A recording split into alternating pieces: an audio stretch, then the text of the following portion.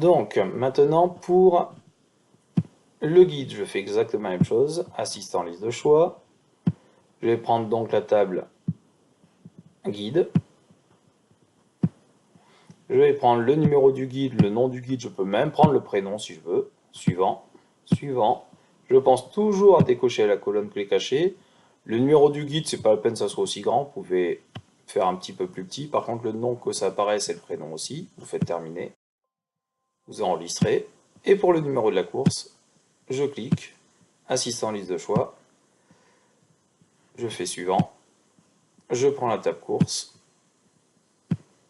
Alors la table course, elle doit bien être fermée avant, hein. Ça c'est très important. On fait les listes déroulantes avec les tables en prenant les éléments, mais il faut que la table soit fermée. Donc je vais prendre le numéro de la course, et si je veux, je peux prendre la difficulté, le montant hors taxe. Allez, je peux prendre le montant, par exemple, hors taxe.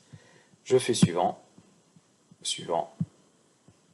Je décoche colonne clé cachée pour avoir le numéro de la course qui apparaît, je fais terminer. Donc ici, quand je me mets en mode d'affichage normal, je vois que j'ai mes éléments qui apparaissent avec une liste déroulante, ce qui permet comme ça d'avoir des informations plus pratiques. Et je vois que par défaut, l'ordinateur me propose la date du 18 mai 2019. Donc je ferme cet élément. Je vais prendre maintenant la table client. Dans la table client, on veut que les noms soient mis automatiquement en majuscule et la ville du client également. Je me mets en mode création. Le nom du client, je clique dessus. Je me mets donc sur le nom du client ici. Et en format, il suffit de mettre le symbole supérieur. Et en mettant le symbole supérieur, ça permettra de passer de minuscule en majuscule. Le format inférieur fait l'inverse, vous passez du majuscule au minuscule. Je me mets sur la ville du client, le format symbole supérieur. Alors quand vous faites des modifs en mode création et que vous voyez quand vous êtes en mode normal, ici j'enregistre la table, si ça ne marche pas, c'est que tout simplement vous n'étiez pas dans la bonne cellule. Ici, à ce niveau-là, vous n'étiez pas dans le bon endroit quand vous avez fait votre format. Donc regardez bien que le symbole supérieur, vous l'avez fait dans le format du nom du client. C'est ça qu'il faut faire attention, c'est pas difficile, mais il faut juste faire attention quand on change de ligne, on a les informations qui apparaissent en dessous. Donc là, on vient de terminer de créer les tables.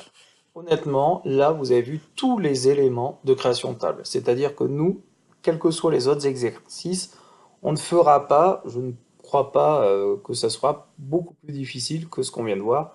Là, on vient de voir les créations de table d'un point de vue tout à fait complet.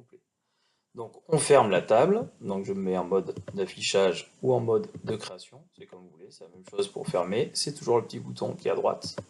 Et maintenant, on va passer dans la deuxième partie. Alors ça, faites attention, c'est vraiment le principe de l'évaluation. Première partie, on crée les tables. Deuxième partie, on fait la relation entre les tables. Si cette partie-là ne se fait pas bien, le reste ne peut pas bien se faire également. Donc cette partie n'est pas notée le jour de l'évaluation, mais il faudra bien faire attention à la réaliser. Donc ici, vous avez l'image de l'élément final. Il n'y a pas de difficulté particulière. Les clés primaires que l'on a ici, ça permet de relier les tables. C'est pour ça qu'on parle de base de données relationnelle.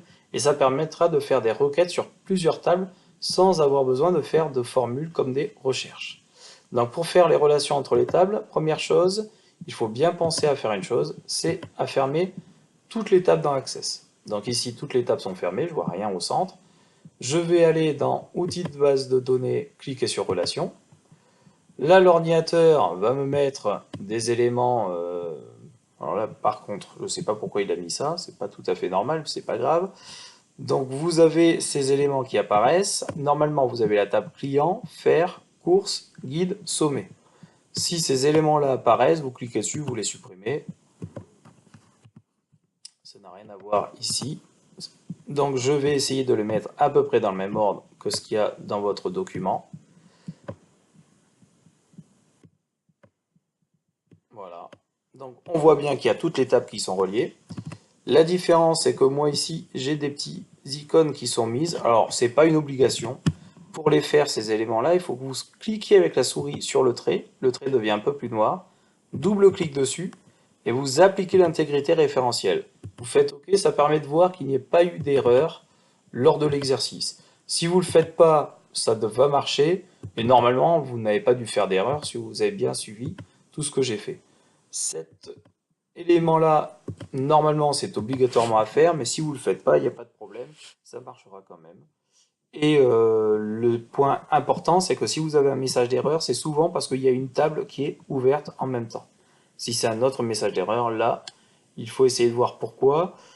Donc n'hésitez pas à venir vers moi s'il y a un souci à ce niveau-là. Je ferme les relations, j'enregistre les relations. Une fois qu'on a fait ça, on va pouvoir passer maintenant aux requêtes. Alors les requêtes, c'est un petit peu, si on voulait comparer avec Excel, aux filtres que l'on faisait et au tableau croisé dynamique. Donc pour créer une requête, on va dans créer, création de requête. Comme on a fait créer création de table, on fait créer création de requête. L'ordinateur vous demande de prendre la table dont on a besoin. Donc ici, il faut regarder ce dont on a besoin de faire. On veut la liste des clients avec un tri sur la ville et sur le nom du client. Donc je vais prendre la table client. Je vois que j'ai toutes les informations nécessaires ici, donc je ferme. Si vous avez oublié de prendre une table, pas de panique, vous cliquez et vous glissez la table à côté. Et comme ça, vous pouvez faire. Alors là, vous voyez, c'est un bon exemple. Si je prends ces deux tables, ça va me donner une requête fausse.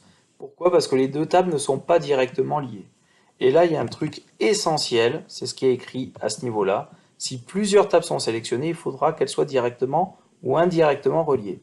C'est-à-dire que si vous avez besoin de la table client et que vous avez besoin de la table course, c'est comme dans un train, vous passez d'un wagon à un autre, je suis obligé de prendre la table fer. Donc regardez ici, je prends la table fer, je la mets, et là c'est bon, les tables maintenant sont reliées.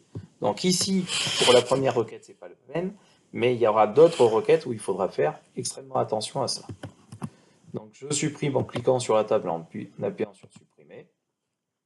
Donc si vous voulez avoir tous les éléments de la table client qui apparaissent dans votre requête, le plus simple c'est de faire un double clic sur la petite étoile qui est ici. L'élément apparaît en dessous. Si maintenant on veut faire apparaître ces clients d'une certaine façon, par exemple ici dans l'énoncé, on vous dit qu'on veut faire apparaître les clients avec un tri sur la ville puis sur le nom du client. Je double-clique sur la ville du client et sur le nom du client également et je vais décider de faire un tri, croissant ou décroissant comme vous voulez. Si je laisse cocher la ville et le nom du client et que je regarde, j'exécute ou je regarde en cliquant sur le bouton affichage, donc je vais exécuter, je vois que le nom et la ville apparaissent deux fois. Je reclique ici sur le bouton de création, c'est exactement le même que celui qu'on a vu dans les tables. Vous vous rendez compte que ça apparaît deux fois parce qu'il apparaît à l'aide de l'étoile et il apparaît une deuxième fois pour faire le tri. Donc je vais décocher afficher. Donc l'élément à savoir, c'est que quand vous prenez l'étoile et que vous reprenez des champs de la table pour pouvoir faire des requêtes particulières pour trier ou pour mettre des critères particuliers, il faudra faire attention à décocher. Donc ici, j'exécute et je vois que j'ai un tri d'abord sur la ville, puis sur le nom du client. J'enregistre ma requête, donc je ferme la requête, je l'enregistre, et les requêtes, on va les appeler R1 pour requête 1, R2 pour requête 2, etc. etc. Donc là, le but, si vous avez compris le truc, c'est d'essayer de faire les requêtes. D'abord, vous essayez, puis après, vous regardez le corriger. Donc, pour avoir la liste des courses maintenant qui coûte moins de 400 € TTC, donc créer création de requête, on prend la table courses, je ferme, j'agrandis un petit peu la table ici, pour avoir tous les champs de la table, double-clic sur l'étoile, qui coûte moins de 400 € TTC. Donc on prend le champ TTC, je pense à décocher pour ne pas voir cet élément qui apparaît deux fois, et dans critères, je mets inférieur à 400.